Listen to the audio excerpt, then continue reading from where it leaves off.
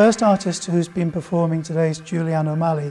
Her piece is called Occlusion, and Julianne is on a machine, and she's reflecting through her art on the difficulty of breathing for cyclists, so her quality isn't particularly good.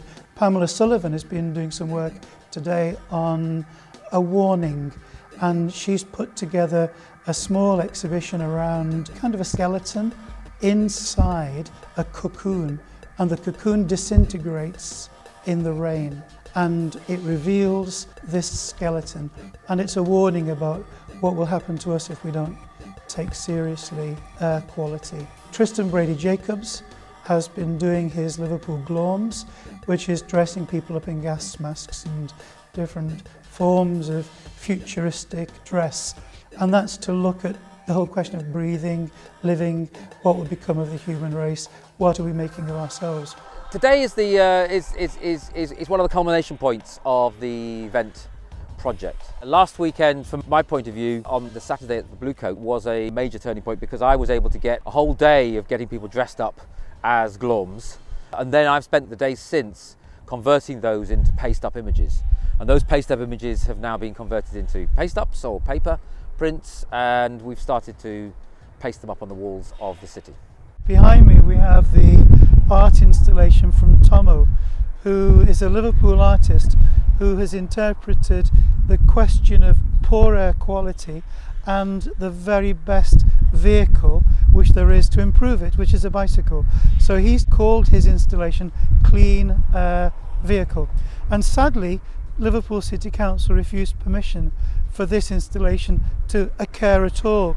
And what we've been able to do is we found a bike that had been damaged and thrown away. We've put the vinyls on it to show what the project would have looked like had we got permission, and we're then going to restore this bike and give it back to the council so that it becomes part of the Mayor's City Bike scheme. I thought when this brief sort of came along, I wanted to take advantage of making something quite big and something that would, catch the attention of the public going past, and also incorporating what I do as well, like my illustration sort of style. Well, initially I started off with her face and hair, so she wanted to look like she was breathing in fresh air, and then obviously her hair carried the message, and then I just started to bring in like extra sort of elements which were quite organic looking, so like leaves, swells, and then the birds as well.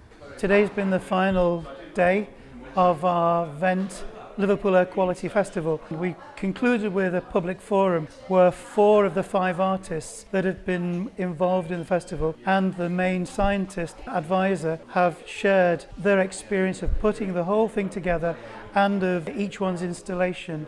And we've looked at that and had public comment. It's been really, really good. I hope it continues. I think that the momentum is really been built now, and it could go forward as support for single science projects. But I think the more important thing is that we try and pull together a much larger project, and there's some discussion that we may end up with an environmental art project here in Liverpool.